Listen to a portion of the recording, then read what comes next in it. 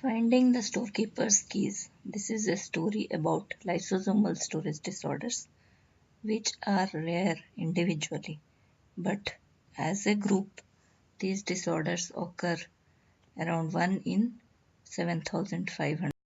Let's see, what are lysosomes?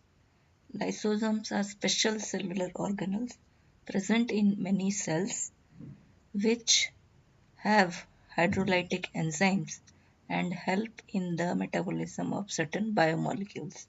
These biomolecules can be proteins, carbohydrates, lipids. In case of the lysosomal storage disorders, there is a mutation in the gene, and the mutation leads to deficiency or abnormality of the protein or the enzyme, and this leads to some cellular consequences, storage of macromolecules within the cell, and this results in some clinical manifestations leading to abnormality in the child or a later presentation as an adult. Classically, a storage disorder manifests as a clinical triad of coarse feces, organomegaly, which can be in the form of macrocephaly or hepatosplenomegaly, and dysostosis multiplex. This triad may be seen in many of the storage disorders. However, this is not necessary in case of all storage disorders. The common storage disorders include Gaucher disease, mucopolysaccharidosis like 2 and 3, and Niemann-Pick disease, and also some glycogen storage disorders. Also commonly seen are metachromatic leukodystrophy and some GM2 gangliosidosis like Tay-Sachs and Sandhoff disease.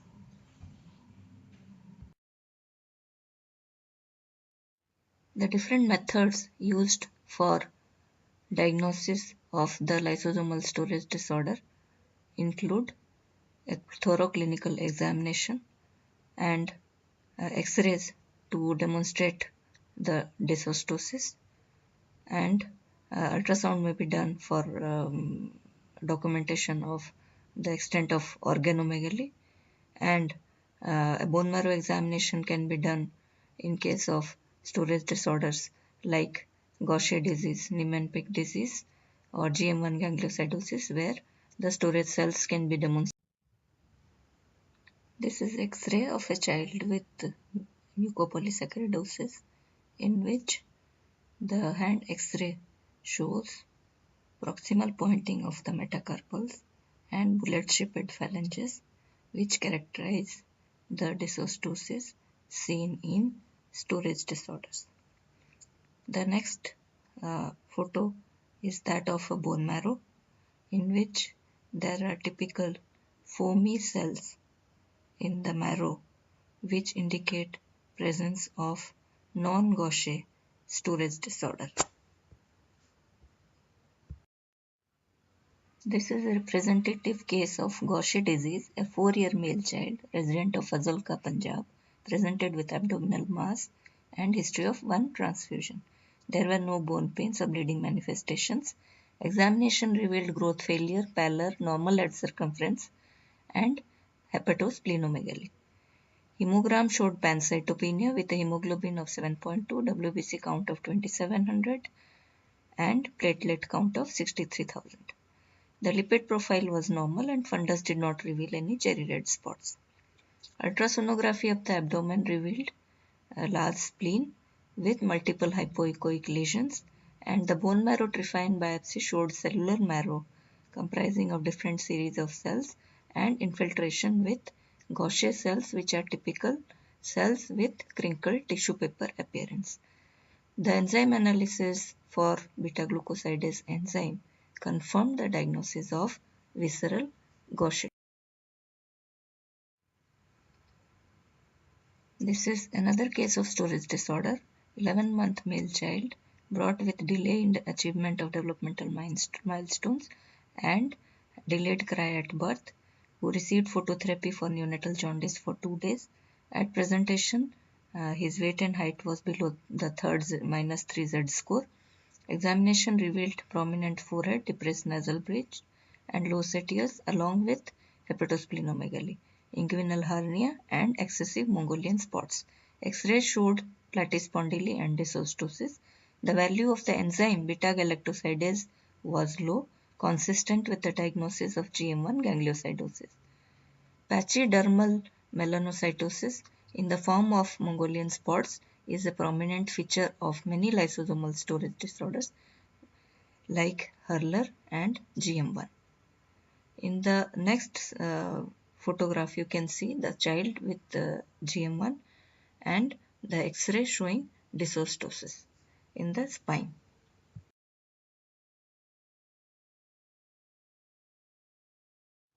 This slide shows a representative case of a MPS. Mucopolysaccharidosis is a common storage disorder of which MPS 2 and MPS 3 are commoner ones that we see in our genetic clinic. The 7-year male child resident of Muzaffarnagar, UP, presented with developmental delay, hearing impairment, abdominal distension, and dysmorphism. The family and perinatal history were uneventful, and he had a history of recurrent respiratory problems. He had coarse faces, hepatosplenomegaly, peg-shaped teeth, and features suggestive of upper airway obstruction. The cornea were not showing any clouding. The spine radiograph showed dysostosis. The ENT evaluation showed a right nasal polyp, and the cardiac evaluation showed mitral valve thickening. Urine for MPS was consistent with diagnosis of Hunter syndrome with deficient iduronate 2 sulfatase. The child was operated in ENT for the upper respiratory problem but expired a few days later. Most of the MPS are autosomal recessive disorders, but Hunter is an example of a X-linked disorder presenting with uh, severe abnormalities, especially in males. Another early presentation of storage disorder, a 11-month-old infant resident of Solan, Himachal Pradesh, presented with motor delay and recurrent respiratory problems from 7 months age. His first admission at PGI was for fever and cough for 3 days with difficulty in breathing for 1 day. There was a positive family history with 2 stillbirths and 1 female SIB deaths at 5 around 1.5 years of age with similar complaints. Examination revealed tachypnea, tachycardia, pedal edema, basal crepitation suggestive of cardiac failure, hepatomegaly, and hypotonia. The X-ray chest showed cardiomegaly, and ECG revealed biventricular hypertrophy with short PR interval and tall QRS complexes. The echo features were consistent with cardiomyopathy, and the elevated transaminases on liver function testing was found, and thyroid function was normal. The enzyme assay for alpha glucosidase was done, and it showed a low ratio of lysosomal alpha glucosidase and total alpha glucosidase in the patient, confirming the diagnosis of Pompe disease. The child was put on enzyme replacement therapy and continued to be symptomatically better for up to 2 years on follow-up. Knock, knock, knock. Check the block. Storage is more to the organ's core. Why liver and spleen? Follow the gene, enzyme or cofactor. Find the corrector. Did you find the keys?